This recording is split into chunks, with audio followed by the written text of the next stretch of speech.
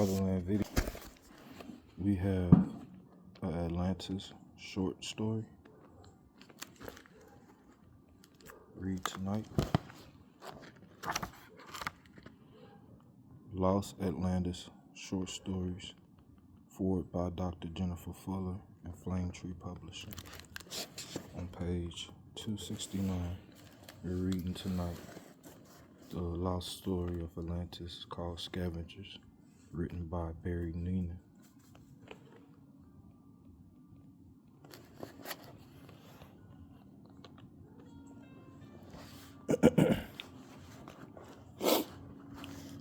"11 centuries of silence came to an abrupt end as the explosives caved in the sandstone wall. Dust older than several extant languages, dust that had outlasted empires and economies, billowed along the ancient streets. It rose in a wave, blasted forward in a rolling momentum. The motion didn't last. The dust drifted only for a few moments, too heavy and uncomfortable. Distance to the rocky ceiling above also provided plenty of space for sound to get lost, which it properly did. Silence settled back on the city of Azara. It didn't last. See, I told you. On the other side of the wall, standing the minimum recommended distance away from her explosives, was a woman. She grinned ear to ear. That was beautiful. Couldn't have gone better.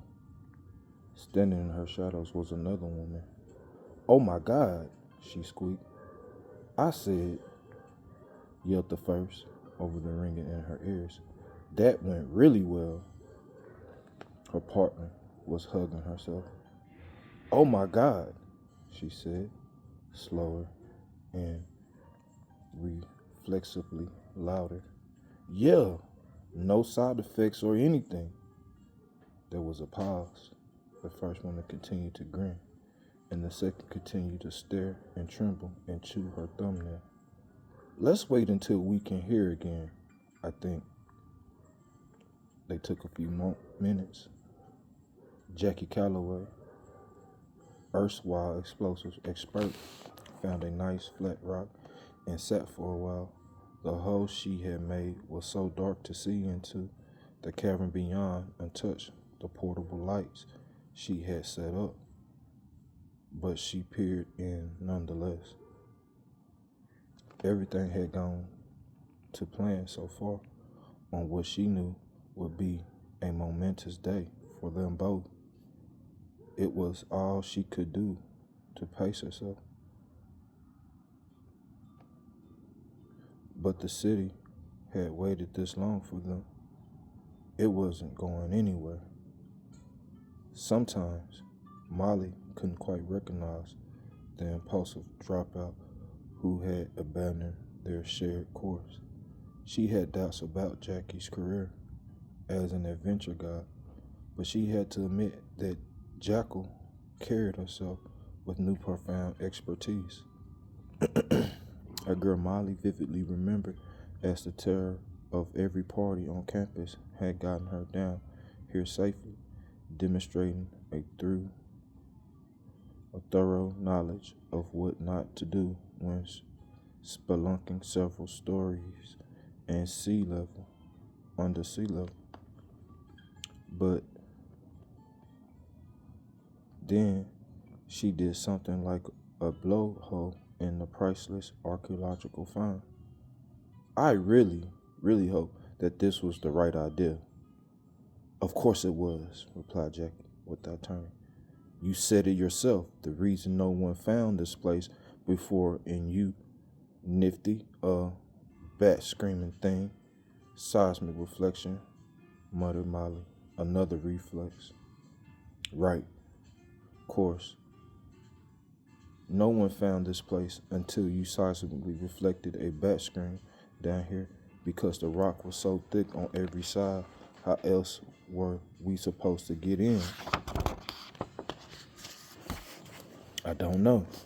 Molly paced and paced, fiddling with the light on her helmet. The beam went from wide and weak to intensely tight, alternating under the twitching fingers. That was a question for the scientific community. Well, Jackie laughed, short and sharp. It echoed in the cave. They had their chance.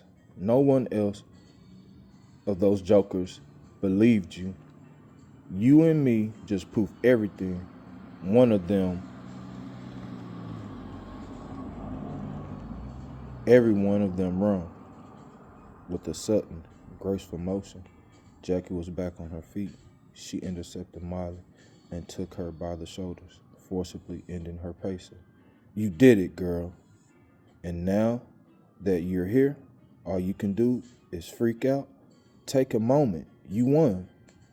No one had understood their friendship, truncated as it was by Jackie's sudden but inevitable exit. Molly remembered the jokes about the jackal being followed around by a timid little mouse. But maybe Jackie was on to something by invoking echolocation. Molly have been a mouse and may have always remained one, but Azagrak was real. She had actually unearthed it. With a discovery like this, she was a mouse that could fly. Molly took a breath. Then she managed to smile. One person believed me, and she's going to get a glowing praise and the acknowledgement of my papers. How much cash is it worth? She replied. With a subtle way her grin widened, gave her away. They were soon underway. Jackie checked their lights and gear. Only the essentials would be brought on the first exploration. Helmets, lights, masks for the dust. Molly didn't even want to bring in tools. Not until she knew what she was dealing with, at least. Jackie had plenty of her own equipment. She'd be leaving the remaining explosives back here, unattended, under a tarp. She knew what she was doing. At least she thought so. Then she led Molly to the opening. It didn't look so bad up close.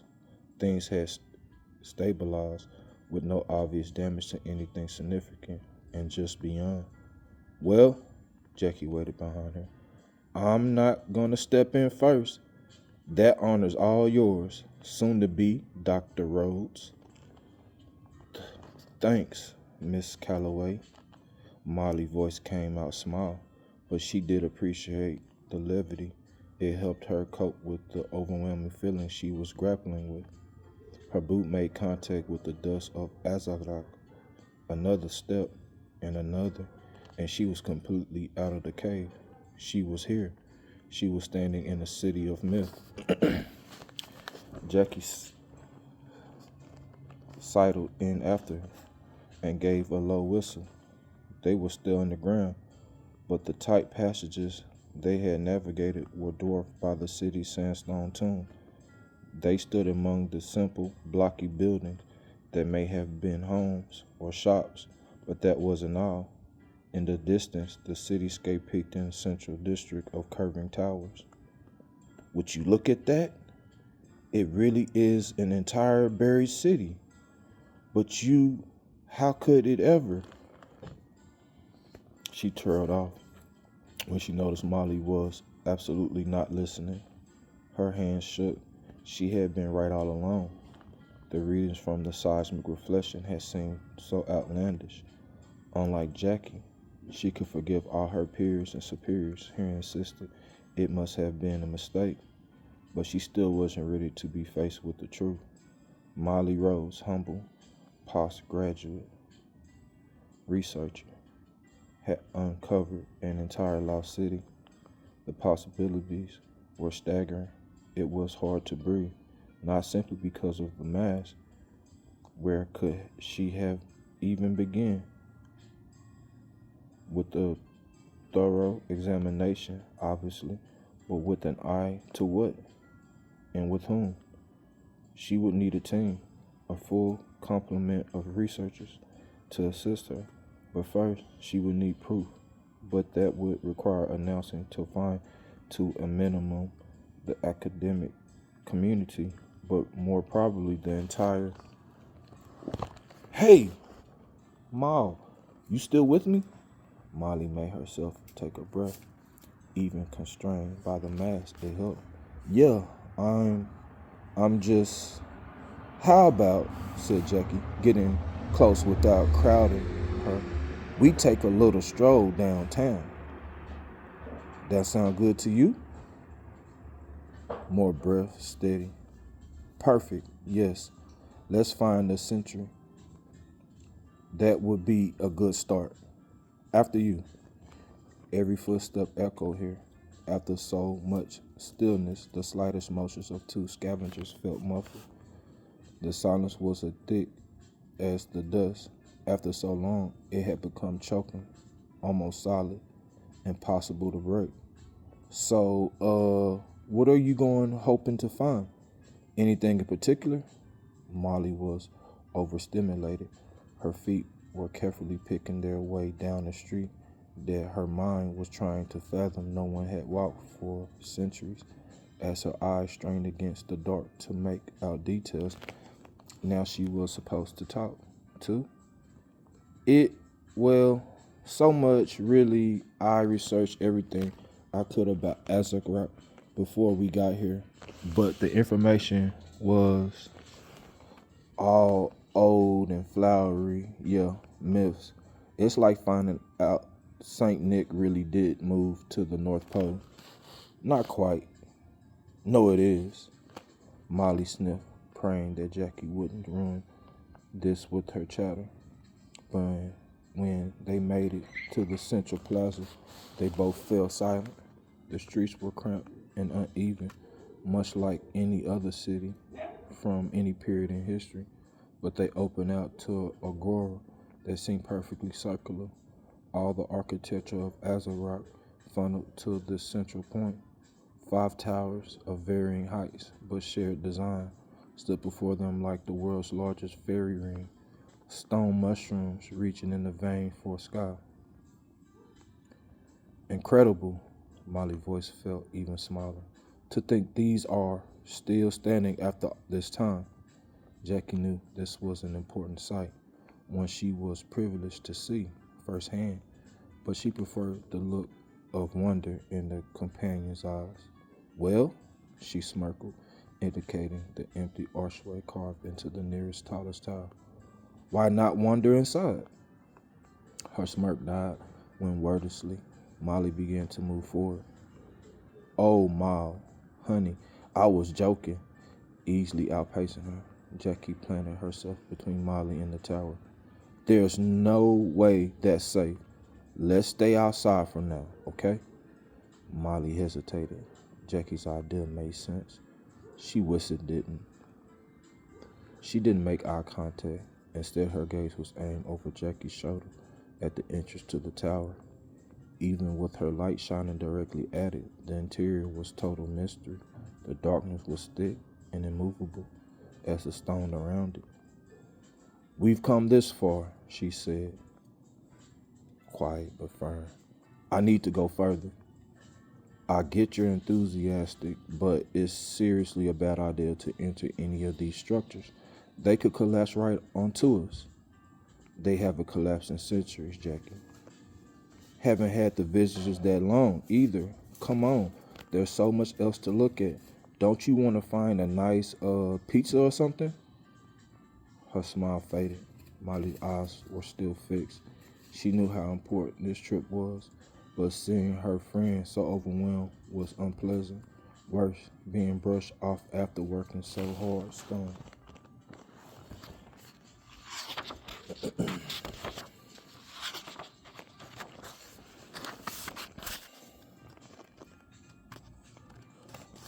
But Molly was intent. She could hear the city calling to her. She alone had believed in it. She alone had found it. She was on the precipice, the precipice of something huge. It was time to take the last step forward. No, I need to get in there. She finally pulled her eyes away, meeting her friend's gaze. Please, Jackie. Jackie looked away, giving herself time to think, giving herself space from those big, dark eyes. Fine, she said. But if I trust you on this, you gotta trust me too. If I say we should leave, that's it, all right? Molly nodded without a word. She entered the archway. Her guide was close behind. She tried to trust Molly's judgment, but it was hard. This woman had been seriously inconvenienced less than 2 hours ago by an elderly spider. Now she was so quiet, so serious. But Jackie believed in the trip from the beginning, so she followed Molly into the tower. 2 feeble flashlights illuminated the interior for the first time in centuries. My God, breathed Molly. The tower had lain untouched for all that time. There was nothing to disturb the mural. Said Jackie, what is that? Molly didn't reply. She was instantly enraptured. It was easy to infer that these buildings were significant, but she had never realized just how monumental they were. This city, her city, was more special than she ever could have dreamed. Both of them craned their necks, following the pattern as it wrapped around and around the tower wall, spiraling upwards, apparently without limit. Jackie squinted against the darkness, her jaw set. Molly's eyes had never been wider. Okay, said Jackie finally, accepting her question would be ignored. Is this, what you wanted?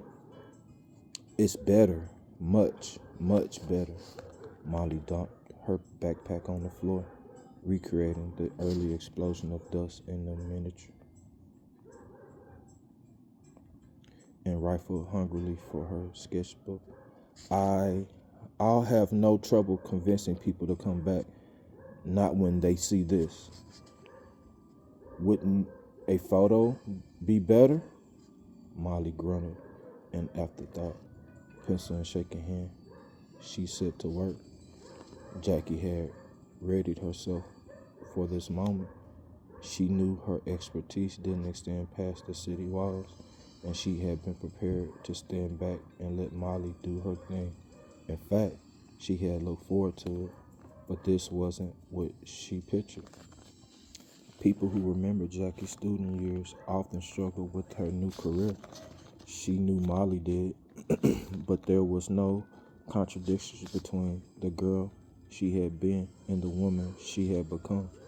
The jackal had survived every inadvisable situation she had thrown herself into. She had cultivated a daredevil's instincts for survival. Those instincts were screaming. "Ma," she said, as calmly as she could, "I think it's time we headed back." Molly kept sketching. "Molly," I said. "I heard you," she replied without turning, without stopping. "Then let's go already. I'll catch up." "No, Molly, we're both going. I'm your guide, and..." She barked out aloud, still sketching. "Oh, suddenly you're in charge, huh?" Jackie could only blink. "Don't pretend you know what you're talking about. You're just a dropout. For God's sake, I won't let you ruin this for me." It was uncharacteristic of Molly, scary, but the anger was helpful. "I don't know what I'm talking about," said Jackie as she closed in. "I know about staying alive. I know what can kill you, and neither of us can answer one simple question." Molly shrieked as Jackie slapped the sketchbook out of her hands. "How did this city die?" The sketchbook struck the ground. It echoed far too loudly.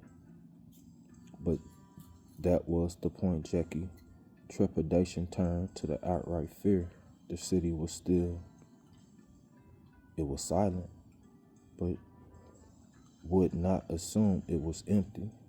Molly was caught, torn between reclaiming her sketchbook and yelling at Jackie, and always returning her eyes to the mural. She wasn't about to move.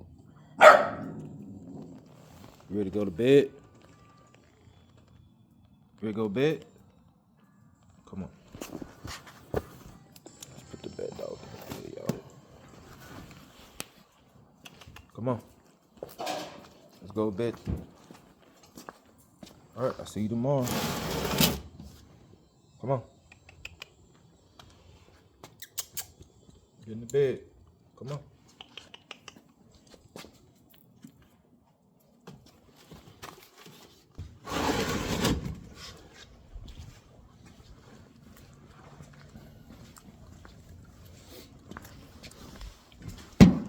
All right. See where we left off at.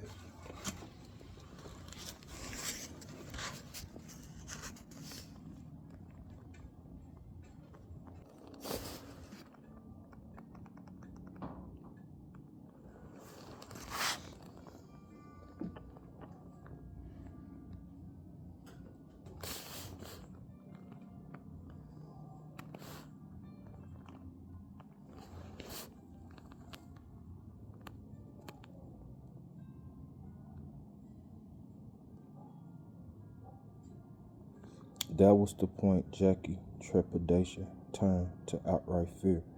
The city was still. It was silent, but she would not assume it was empty.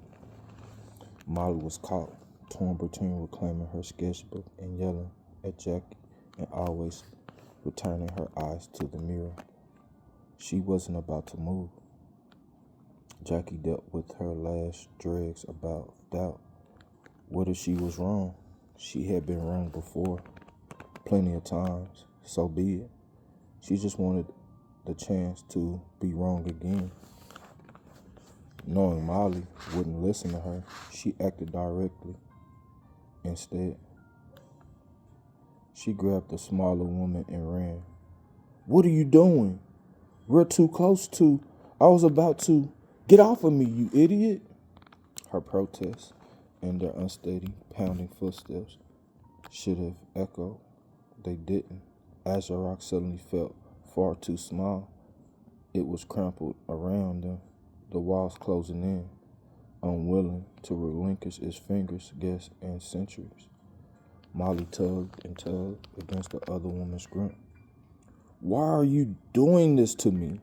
Why do you always have to ruin everything? I hate you. You jealous, stupid piece of..." Jackie didn't reply. She was in a flow state, wholly focused on her task. The city was deep lake, and she was going to bring Molly back to the surface, no matter how much she thrashed in her arms. Thrash she did. Molly was shouting things Jackie never would have pictured her learning, letting alone screaming in her friend's face. She turned to them all out. Her only concern was surviving. Her only focus was on catching the sight of the entrance she had made with the lights and equipment and sanity they had left there. Maybe she was too focused. It took her completely by surprise when something knocked her off her feet. 3 terrible things happened in tandem. She landed ribs first against the stone floor, knocking the air from her. The helmet protected her head, but with the tinkle of broken glass, the light was snuffed, and Molly slipped from her grip. The darkness fell in immediately. She should have been able to see Molly's flashlight at least, but the abrupt vanishing of her own gave her eyes to no chance to adjust. She sucked in breath through her mask. "Ma!" Jackie had a storied history. She had been kicked in her stomach. She had also once been struck by a cinder block. What happened the next felt much like reliving both those memories simultaneously. She crashed against a stone wall. The only silver lining, the fact of the backpack absorbed some of the impact. As pain blossomed through her torso, it felt much harder to breathe. The injury hadn't been that severe, though. Not yet, anyway. No, Jackie was panicking. She was going to die down here in the dark. Worse, Molly would too. She couldn't see what was attacking her. For all she knew, she was entirely surrounded. How she spent these final moments was vital.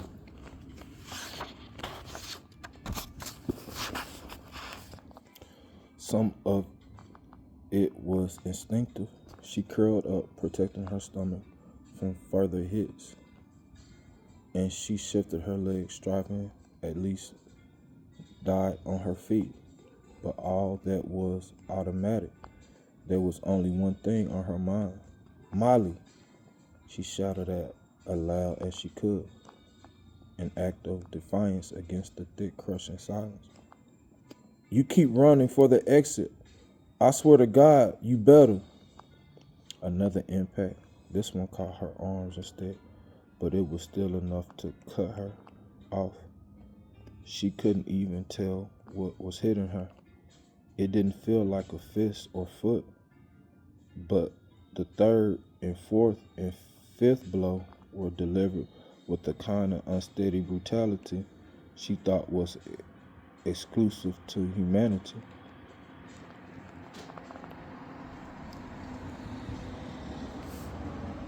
Jackie was brave. She tried to be brave to the last, knowing she'd never get a chance to stand back up, and aware that any blind attempts at retribution would just leave her vulnerable. She resigned herself. She shut her eyes and thought of Molly. It didn't last. An uneven sound caught her mention, footsteps getting closer. Fearing the worst, Jackie opened her eyes and was met with a blinding flash. There was a half second of clarity, the comprehensible midpoint between the total darkness and the pure white. Brief as it was, the image was burned into Jackie's retinas. She had little doubt about what she saw. Nothing had been looming over her. Nothing had been kicking her over and over with a dogged intent to add her corpse to the city's long history. There was certainly nothing there now. Nothing on all sides. Nothing but her. Jackie. She felt familiar hands scrabble at her shoulders and panicked to help her stand. The intense beam of light brought Molly's face to the edge of visibility. Jackie, are you okay?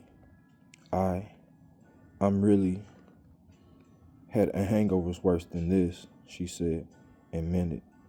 Arms hurt like hell, but I can keep going.